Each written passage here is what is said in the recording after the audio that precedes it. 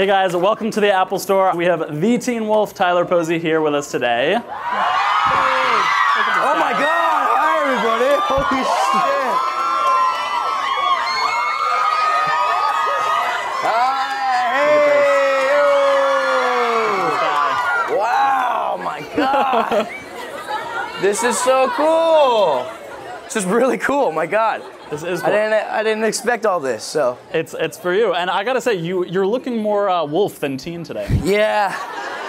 I grew out my beard, and we're on hiatus now. So I hate shaving, and I always have to shave. Yeah. For Teen Wolf, and I don't like shaving. Who does? But I also don't know if I like the beard. Should I keep it? Okay, I guess it's unanimous. we're in like the Roman Colosseum. It's like, does the beard live? Oh, yes no! or no? I think it lives. It's gonna live for now. What's your plan in the summer? Like when you're not filming the show? Like what are you doing? I have a lot of projects that I have. I got this podcast that I just started. I'm real big into music. I'm trying to set my music career off. I write. I ride my motorcycle. Hang out with Buddy. I travel. I do everything. I try to do it all. So yeah, I don't know. I can go on forever about what I do. I skateboard, surf. I do everything. Hang out with my puppies. See you every now and then. I know. Yeah. Right.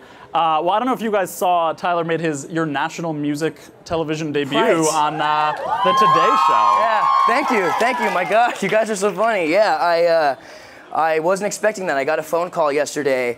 From the producers of the Today Show, and she mentioned me performing guitar live, and I was like, absolutely yes, but I was like extremely nervous, and it was great. It was really fun, and I'm hoping that was really big for my music career, because I got to be involved in music somehow. I want to be covered in tattoos and being on stage, and just I really want to be in like a punk band. Yeah, the new Blink-182. I would love that. Speaking of tattoos, what's one of the things that people really want to know, at least on Twitter, is what's your next tattoo? My next, I have no idea. I don't know. I have a lot of them. I've been thinking. So what I got a lot of traditional. Do you guys know what traditional tattoos are?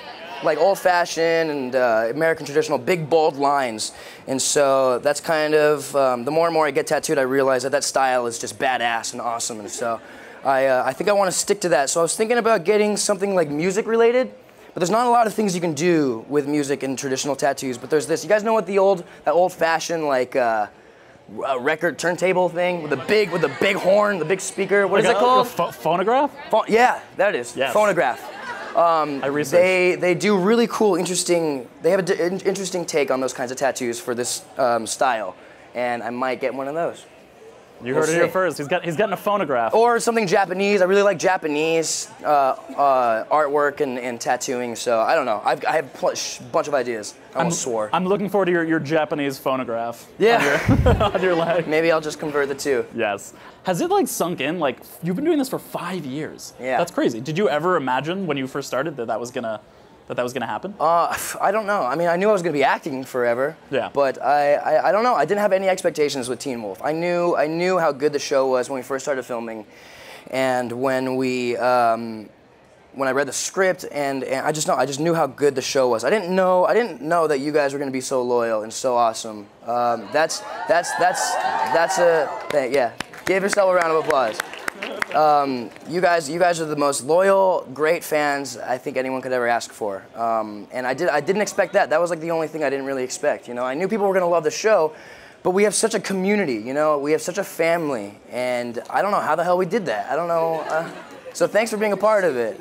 Thank you. So yeah, I didn't have any expectations to how far the show was gonna go, but I'm very happy where we are. Yeah. Can you like vividly remember like day one stepping on set and like what that was like? Day one, yes, I remember. Day one. So instead of filming the entire first season as a whole, we filmed the first episode, which was called the pilot presentation. We didn't even film the whole episode. We just filmed half of it, and we were in Atlanta, Georgia, for 9 days filming the first half of the episode. And the first scene, if you guys remember, was when Dylan and I are walking up to the lacrosse field, and Orny puts me in goal. That was the first day, our first scene, and it was freezing. But we had so much fun, and the vibe hasn't changed at all. We had a blast. It was just great. It was great to actually film and not know where the show was gonna go. We didn't know if we were gonna get picked up for a full season or not. And I don't know. It was the vibe from season 1. It can't be beat. I don't know. It was different. It was like going to college for me. I had never moved out on my own before, and I lived with Tyler and Dylan, and it was a really good time. Yeah, that first day was that lacrosse scene, and it was freezing. It was really, really cold, and I don't know what else we did that day. I can't remember. I just remember filming that scene. Yeah. Yeah. Well, no, you didn't go to college, but like sun goes down, bros get weird. That's pretty much college. You pretty much you got it all. That's what I'm saying. That was my first college. It was like a college experience because bros got weird. And they're still getting weird every week. Absolutely. Yeah. Well, you mentioned Dylan. I know there might be some Dylan fans here. You know, your friendship with him on the show is sort of one of my favorite parts of it. How did you guys kind of bond? Because you guys have like that chemistry really comes through on screen. So do you remember like? Absolutely, yeah. The first time I met Dylan was our final audition for the show, and I walked in, and I grew up skateboarding, and I grew up in a small town. I didn't grow up in Hollywood. I grew up in like the suburbs. So I wasn't, I never really put myself in. I'm still pretty low key. And I never put myself in the Hollywood scene, and so. When I would go to all these auditions, there would be all these kids that would like dress up and like look really suave, and I hated it. I just thought it was so stupid. And then I walk in there and I see this kid who's got a buzzed head and he's got a DVS shirt on, and I'm wearing a Hurley sweater, and I've got this long ratty hair, and we looked at each other and we're like, "What's up, dude?" And literally ever since then, we started talking immediately. We have 1,000 things in common with each other. We're the same exact age. We grew up not too far from each other. It's just I can't describe our relationship. I really can't. It's perfect. Yeah. We've got a really deep love for each other, and just we respect one another, and just I don't know. It's really interesting. I've never had anything like that before. You respect each other, as all bros should. Absolutely. Yeah. Now, I recently rewatched the pilot. Did you really? I did. You guys were like Muppet babies. You guys were so young, like we little. Were. And I mean, obviously, you've grown. Scott's grown. How do you feel like you two have kind of grown together? Geez, I don't know. I mean, Scott's learned a lot about himself, and so have I. I've gone through a lot and learned so much, and I still have a lot to learn. And I think that's where. Scott knows that too. Scott knows that he's grown a lot and come a long way from where he was, but he's still got a lot to learn. And our growing patterns are very similar, you know, because whenever Scott's going through something crazy, I go through something crazy. Like when I always feel his intensity. Whenever I'm filming and like things start to go really bad for Scott, I feel bad all the time. I'm like, what is happening? I'm like, oh yeah, Scott is going through a hard time. we're like E.T. Yeah. Does anybody know E.T. here?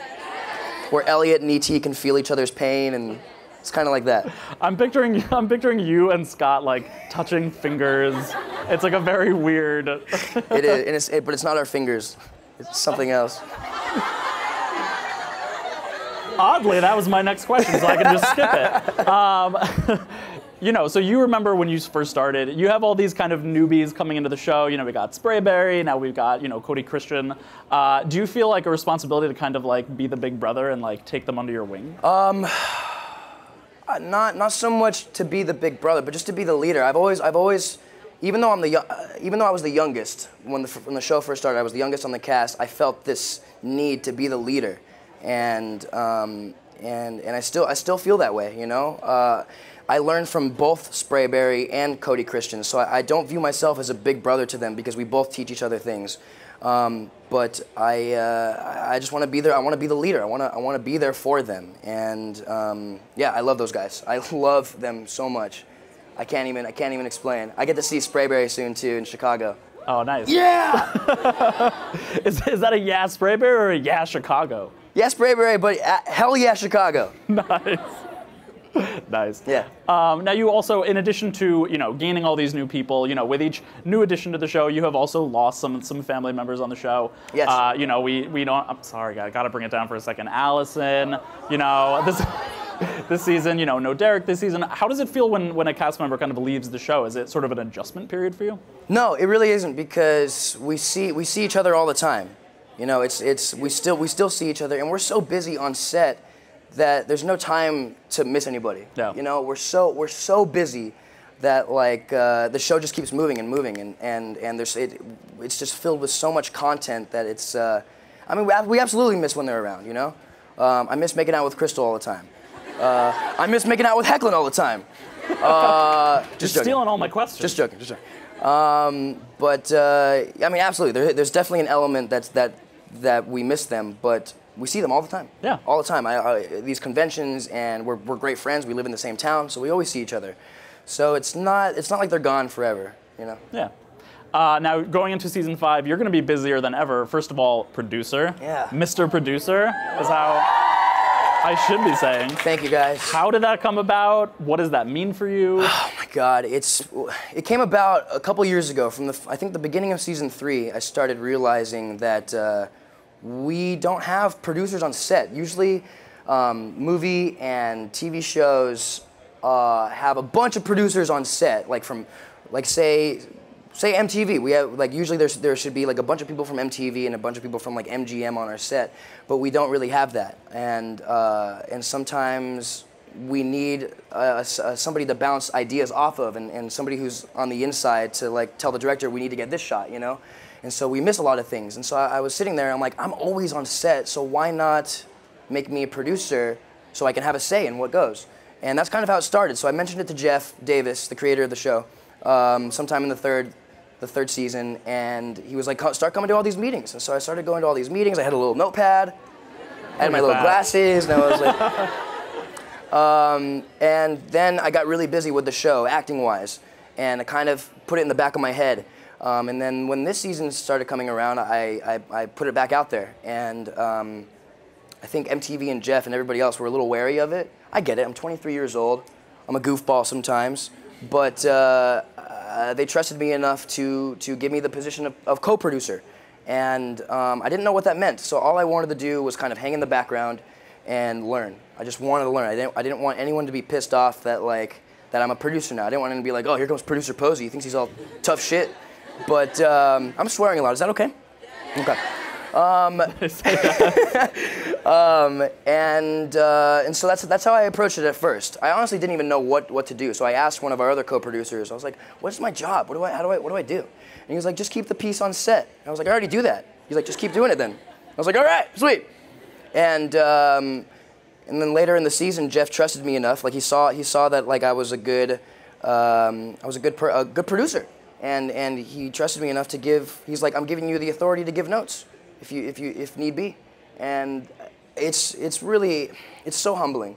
I am so honored and thankful for MTV and Jeff and MGM and Teen Wolf to give me this opportunity, because it's literally paving the rest of my career, my future.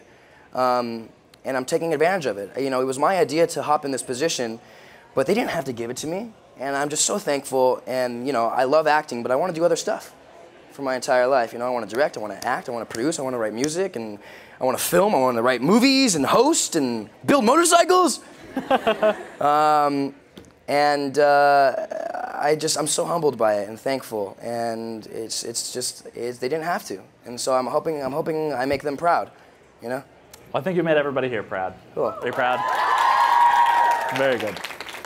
So you could totally fail, but you'd still have them. Okay, good. Do you feel like you're kind of because you have done the acting side and now the producing side, do you feel like you're kind of like a liaison between, hey, producers, Sprayberry wants less shirtless scenes? Sprayberry wants less, then I would give him more. You would give him more? What do you, wait, what? Yeah, do you feel like you can kind of speak on the cast's behalf with the producers? Absolutely.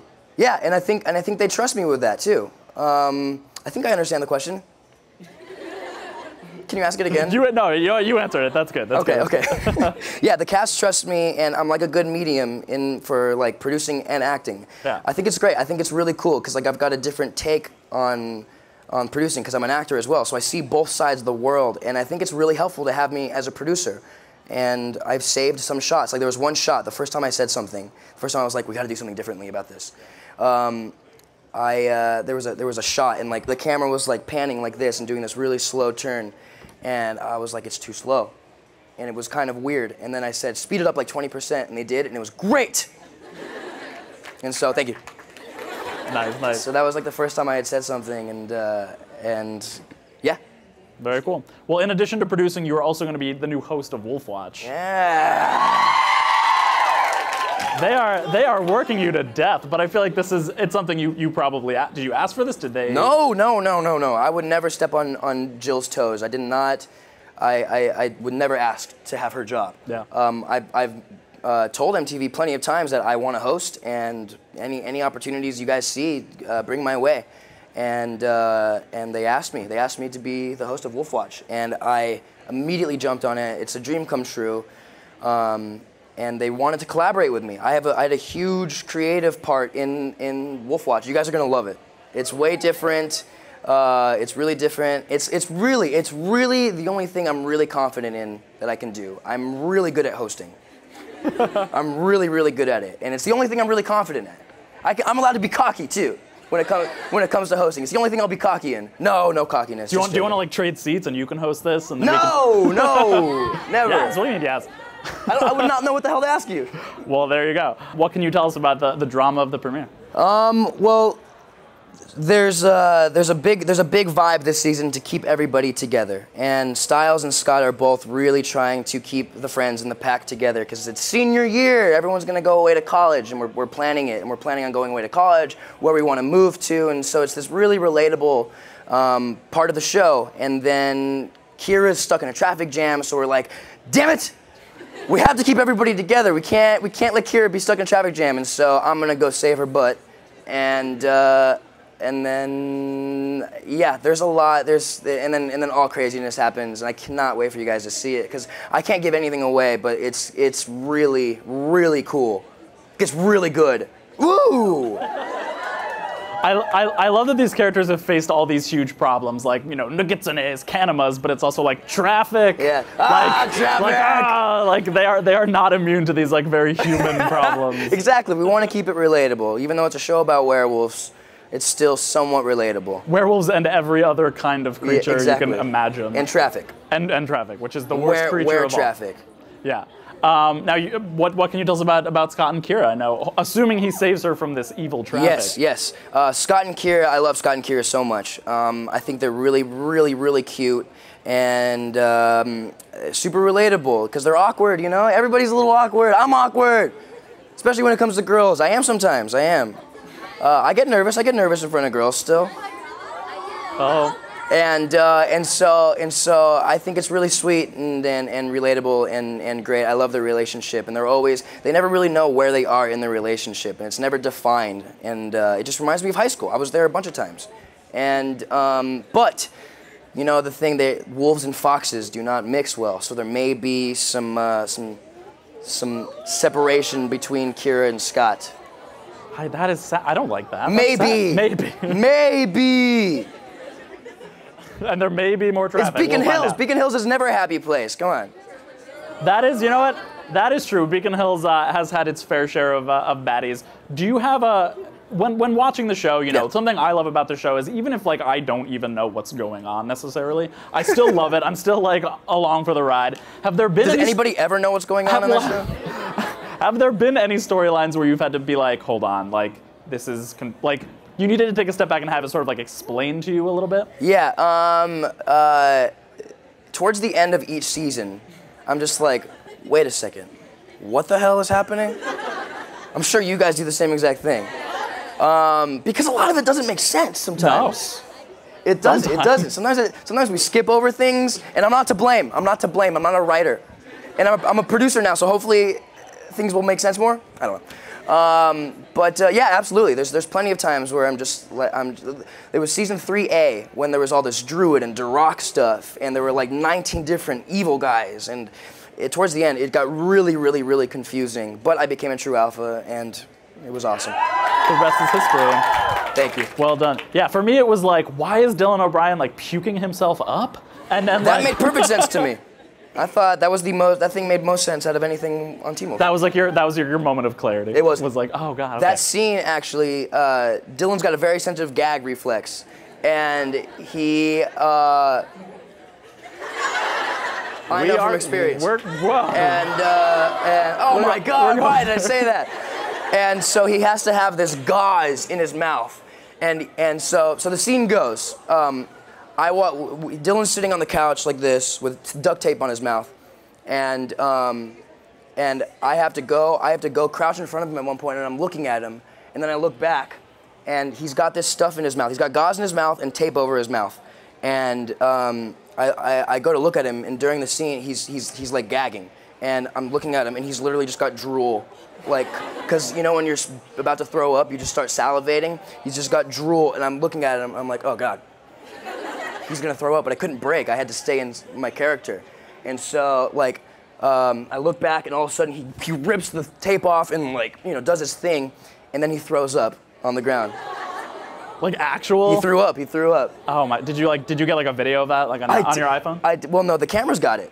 Oh, and that didn't make it to the DVD? I guess not. I don't know. It might be in there somewhere. Maybe he said, "Don't show that." I think fans need to demand the release of the Dylan vomit. Oh no! No, what did I just start? Come up with a hashtag. We believe in you. Please no. Please no. So that was cool. That was fun. That sounds. That was fun. the first time I had ever seen somebody throw up on set. Oh. There's a lot of first times. You never forget your first. I fainted this season too, doing a scene. It was weird. It was so weird. I can't tell you how or why, because I can't tell you. But I'll say how weird it was. I was there, and all of a sudden I started like blacking out. Because what happens on Teen Wolf we're always like breathing really heavily, and so I always get lightheaded, and I always almost black out. Whenever I'm doing a shot where I'm lightheaded, I literally almost always black out, and I can start you guys when you get lightheaded, things start going black. It starts to fade a little bit, and that always happens to me. And so it was happening, and it just never stopped. And I was just sitting there, and all of a sudden, my eyes never closed, but I went away. I disappeared for a second, and then I came back, and like everyone was looking at me, and I didn't know where I was. I didn't know if we were rolling or what. It was weird, but I was fine. It was fine. I kept filming for like 19 hours after that. Did they didn't check on you? They're just like, he's standing. He's good. He's good. They checked after like 2 takes. I don't think anyone knew because my eyes were open. Yeah. It was weird, guys. I'm hoping it's on the blooper reel. I'll make sure. It'll be on that elusive blooper reel with Dylan vomiting. With Dylan puke. Yeah. The secret blooper reel. Yes. Do you have any sort of favorite things that you got to do in your 5 years, not counting fainting on set? On the set of Teen Wolf? Yeah. Man, geez, I don't know. I don't know. No, I don't have anything. I don't. Nothing sticks out. I don't know. I'm proud of the progress I've made. I started out as an actor that wasn't very good, and now I feel like I've progressed a lot, and so I think that's my favorite part about it. I don't know. It's impossible to say. No, it's that's the good. perfect place to work. That's right, and you have grown, and I think everybody here would agree with you. Ah, cool. Thanks, guys. And speaking of everybody here, it is actually time to turn it over to you guys for some audience questions. Right here. We have some people from Apple who are going to have right here. Come girl around. with the beanie, front row. Girl with beanie, front row. Hi, I wanted to know what was your favorite part about your relationship with Allison on the show? Scott and Allison? Yeah, Scott and Allison. I loved how much they loved each other. They both respected each other and looked out for each other. You know, she saved his life many times. He saved her life a bunch. You know, it was just they loved each other, and yeah, I love love. I love the love. Who would you like to see guest star on Teen Wolf? Jason Mewes. Do you guys know who Jason Mewes is? Oh my God. Kevin Smith's best friend from Jay and Silent Bob, and Zach and Miri make a porno or do a porno or something like that. And he's in a bunch of stuff. But Jason Mewes I love that man, and we've hung out a bunch of times, and he's a big fan of Teen Wolf and the show, and I've been trying to get him on for a while. I would love to have Jason Mewes as a guest star. It would be so much fun for all of us. Hi, I was wondering if you'd ever want to do a collab with Halsey. Oh, yeah, I literally texted her yesterday and asked if she wanted to cover a song with me. Please do it, please. Oh, yeah, absolutely. Yeah, thank you. Great question. I think that'd be awesome. Hi. What do you see Scott doing after high school? After high school, it'd be cool if he became a veterinarian. I think it'd be pretty cool if he followed suit and followed where he's heading right now. I think that would be I think that'd be great. And he really cares. He cares about people and animals, and he's really sweet and gentle. And I just think he would fit right in as a veterinarian. Hi. If you could have one of the qualities from one of the characters on the show, what would you choose and why? Qualities. Could be anything? Yeah. Jeez. I don't know. I feel like I'm all of the characters combined. I would like Lydia's smarts. She's very book smart. And I never finished school, so, yeah, I would love to have some of Lydia's book smarts. Yeah, thank you. Hi. Did you watch the movie Teen Wolf before auditioning for the show? I did. I had seen it long before I even knew about the show. So I'm a big fan of Michael J. Fox. Back to the Future was one of my favorite movies growing up as a kid. And so, yeah, I tried to see everything that he was in. So absolutely. Hi, I just wanted to know, who did you have more fun making out with, Allison or Kira's character? Allison and Scott definitely had some heavier moments. Here's something funny. I don't know if you guys know this, but like there was one scene where we were kissing so hard that my nose bled. My nose started bleeding, and I didn't notice. And so like when I pulled away from her, her face was covered in blood, and I was like, "What the hell?" And then I felt my nose, and it was bleeding. I don't know. They're both hot. They're both really good at kissing. I don't know. I don't have an answer for that one. Scott and Allison definitely had some heavier stuff, though. Who wants to see some heavier Scott and Kira scenes? Me too. You're the co-producer. Make it happen. I am. Hi. Would you do another Music for Your Ears to Bleed To segment? Absolutely. Yes. You Yes. should. I've got some recorded on my phone right now. I don't know if I'm gonna release them. I don't know if I like them too much, but I also wanted to. I'm drumming now too a lot, so I wanted to cover like a song on the drums. So I want to do Music for Your Ears to Bleed To drum edition. So yes, absolutely, I'm gonna try to do that. I've just been really busy and haven't really had time to sit down and follow through with making another one. But I will try to do that for as long as I can. I love the idea of it. I think it's a really cool idea that I came up with, and it just kind of happened naturally too. So, thanks for asking. Hello. Hello. I have a question. If Crystal Reed didn't decide to leave the show, where do you think Scott and Kira and Crystal would have been in season 5? I think when Allison died, Scott and Kira were dating, and I think that I don't know. I think she was they were both accepting the fact that they weren't going to be together anymore, or maybe the fact that just Scott needed Kira and she needed Isaac at that moment, and then later throughout life they would have found their way back to each other. I don't know. That's kind of how I see it. I think that they both needed a break, date other people, and then at the end come back to each other. That's how I see it would happen. But she is dead. If you could bring one person back from the dead, who would you bring back and why? I would bring Aiden back. Well, I would bring both of the twins back. I love them. I really, really miss those guys a lot. And I see them often, but not as much as I'd like. And those guys are some stand-up dudes. Or Mr. Harris. Do you guys remember Mr. Harris? I love Mr. Harris. I love Adam. He's a great guy. Mr. Harris. Poor Mr. Harris. Hi. I was wondering what's the funniest moment that has happened on set between you and Dylan? Literally impossible to answer. I am sorry. That is not. If we had a microphone, we do. If there was somebody recording us 24/7 on that show, it would be ridiculous. It is literally impossible to answer. There's not enough seconds in the world to answer that question. We are funny. together. We crack each other up. It's good. It's good times. Hi, Tyler. Hey. My name is Tabitha. Tabitha. Yeah. Hi, Tabitha. Hi. My question is, who's your all-time favorite ship on Teen Wolf? My all-time favorite ship? I like Scott and Allison. I think they're sweet. You know, Good answer. I don't really like pairing characters who aren't together. I like following in the world of Teen Wolf, you know, and everything that we've created.